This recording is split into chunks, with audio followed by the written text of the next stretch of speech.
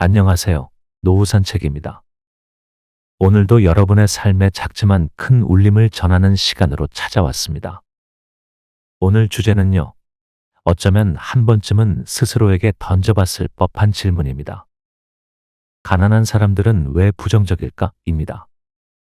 이 질문을 듣고 살짝 불편함을 느끼신 분도 있을 겁니다.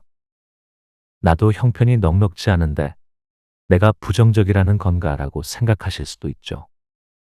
하지만 오늘은 그저 탓하기가 아닌 우리 삶에 조금이라도 더 긍정의 씨앗을 심어보자는 취지로 이 주제를 준비했습니다. 끝까지 들어보시면 분명히 얻어 가실 게 있을 겁니다.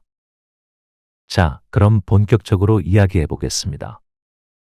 왜 경제적으로 어려울수록 부정적인 생각이 더 많아지는 걸까요? 여러 가지 이유가 있겠지만 몇 가지 핵심적인 요인을 말씀드릴게요. 서울에 사는 62세의 김영자 님의 이야기를 들어볼까요? 김영자 님은 남편과 함께 자영업을 운영하다가 몇 년 전 폐업을 했습니다. 처음에는 재기의 꿈을 꾸며 또 다른 일을 해보려고 했지만 상황은 녹록지 않았습니다. 그 후 남편의 건강이 나빠지면서 병원비가 크게 들어가고 매달 생활비 걱정에 시달리게 됐죠. 병원비 청구서를 받을 때마다 가슴이 철렁 내려앉고 카드 명세서를 열어볼 때면 숨이 막히는 것 같았다고 합니다. 김영자 님의 하루는 이렇게 시작됩니다. 아침에 눈 뜨자마자 돈 걱정이 먼저 떠올라요. 오늘은 어떤 돈이 빠져나갈까? 이번 달 카드값은 어떻게 내야 하나? 밥은 먹어야 하니까 밥상은 차리지만 밥을 먹는 내내 그 생각뿐이에요. 김영자 님의 하루는 전쟁터와도 같았습니다. 매일 아침부터 밤까지 걱정과 불안이 머릿속을 지배했습니다. 이러니 긍정적인 생각이 들어올 틈이 없죠. 김영자 님의 이야기를 더 들어보겠습니다. 카드값, 병원비, 공과금이 줄줄이 떠오르니 내가 뭘 잘못했을까 하는 생각이 자꾸 들어요. 잘 해보려고 했었는데 결국엔 제자리 걸음 같고 스스로가 한심해 보일 때가 많아요. 다른 사람들은 어떻게든 잘 사는데 왜 나는 이 모양일까라는 생각이 들 때가 많아요. 이처럼 생존의 문제에 직면하면 뇌는 계속해서 위험 신호를 보내는 상태에 놓이게 됩니다. 우리가 안전하다고 느껴야 여유를 갖고 더 나은 미래를 생각할 수 있는데 생존의 문제는 그런 여유를 허락하지 않죠. 과학적으로도 이런 상황에서는 편도체라는 뇌의 영역이 활성화되면서 공포, 불안, 부정적 사고가 자연스럽게 많아지게 됩니다. 김영자 님도 이렇게 말씀하셨습니다. 밤에 자려고 누우면 온갖 걱정이 밀려와요. 잠들기 전에 내일도 똑같을 텐데 이걸 언제까지 버틸 수 있을까 하는 생각이 들어요. 밤이 되면 온 집안이 조용한데 그 조용함 속에서 더 많은 생각이 몰려와요. 잘 되는 사람들 보면 부러움보단 서글퍼요. 남들은 편히 자는 것 같은데 나만 이렇게 힘들다는 생각이 들면 더 불안해져요. 김영자 님은 이렇게 고백했습니다. 그냥 편하게 자고 싶어요. 아무 생각 없이 푹 자는 게 이렇게 어려운 일이 될 줄 몰랐어요. 예전엔 저도 그런 날들이 있었는데 요즘엔 꿈조차 꾸지 않아요. 새벽에 눈 떠서 핸드폰으로 잔고를 확인하는 제 모습이 너무 초라해 보여요. 이처럼 생존의 압박은 단순히 생활비의 문제가 아닙니다. 그것은 사람의 정신과 감정에까지 깊숙이 영향을 미쳐 스스로를 부정적으로 보게 만드는 요인이 됩니다. 이번에는 58세의 이창호 님의 이야기를 들어보겠습니다. 이창호 님은 직장 생활을 30년 동안 하다 명예퇴직을 했습니다.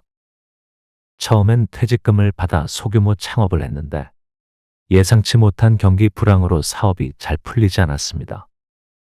그때는 다음엔 잘 될 거야 라고 스스로를 위로했지만 현실은 달랐습니다. 두 번째 도전도 실패로 돌아갔고 세 번째 도전에서는 투자금마저 잃게 되었습니다.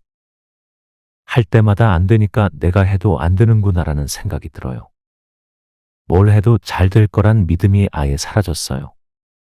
첫 번째 사업 실패 때는 운이 안 좋았겠지라고 생각했는데 두 번째, 세 번째 실패하니 제 자신이 미워지더라고요. 내가 뭘 잘못한 걸까를 끝없이 생각하다 보니 나중엔 뭘 해도 안 될 것 같더라고요.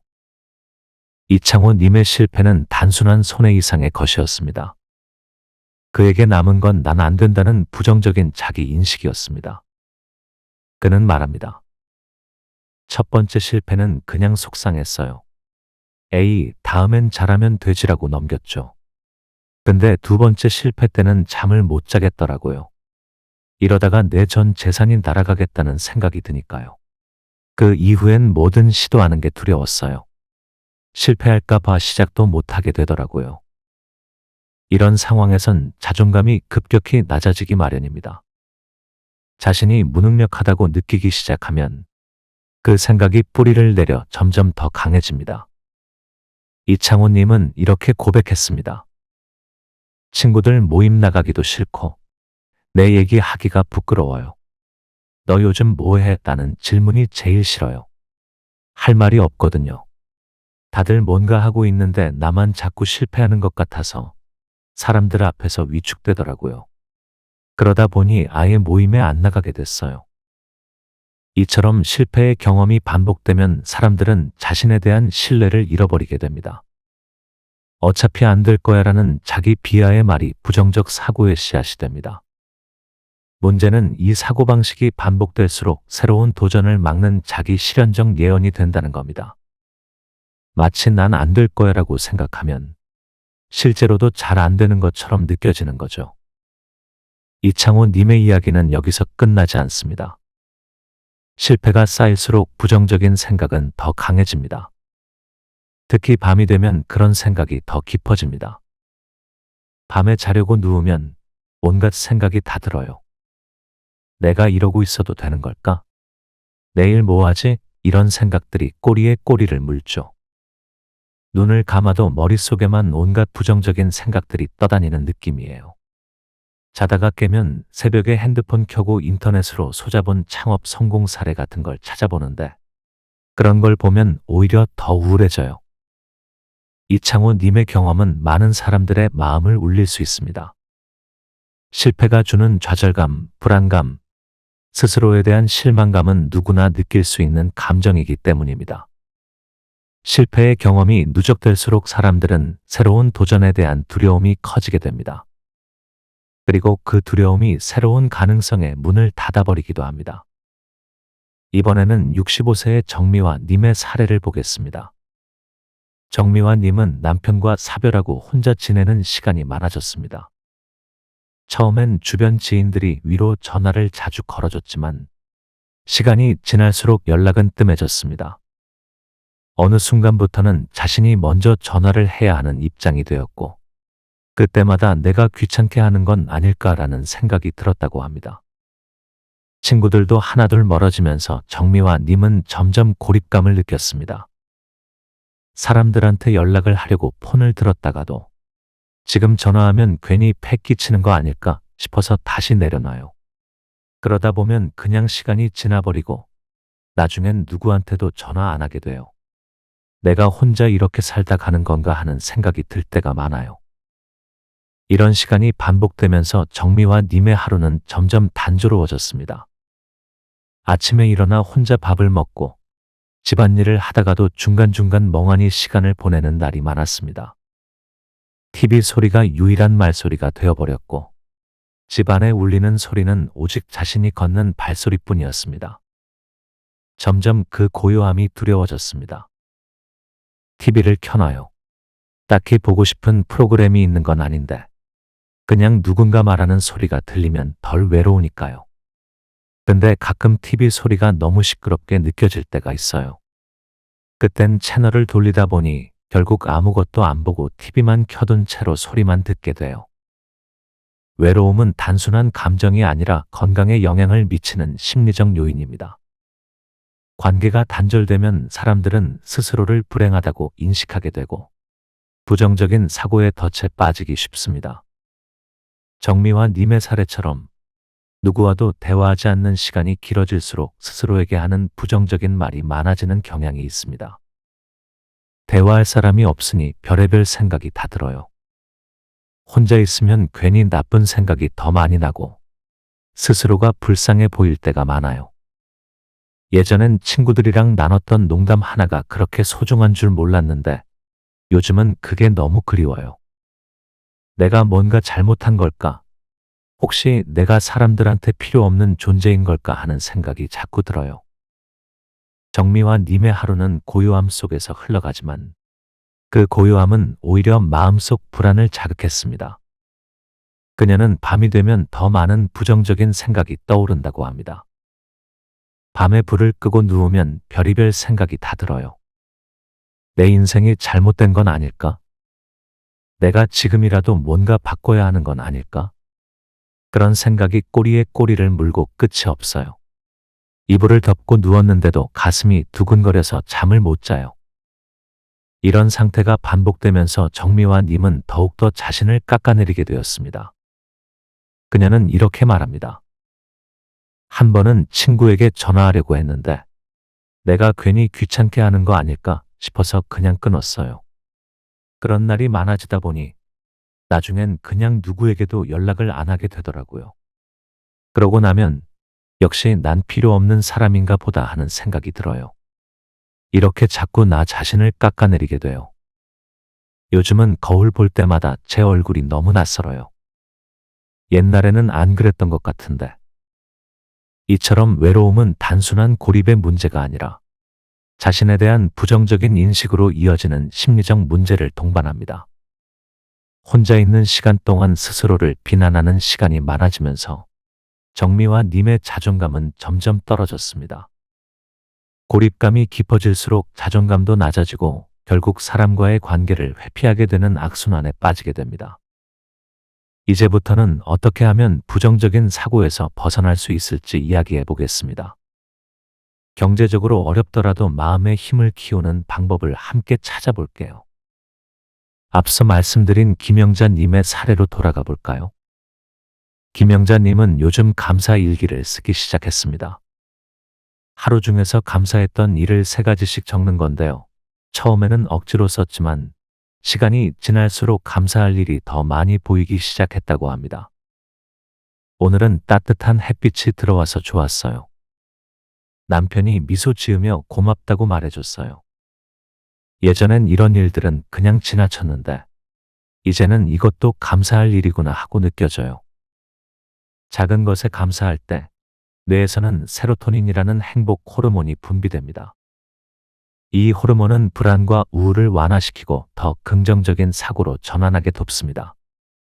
김영자님은 이렇게 말합니다. 처음엔 억지로 썼어요.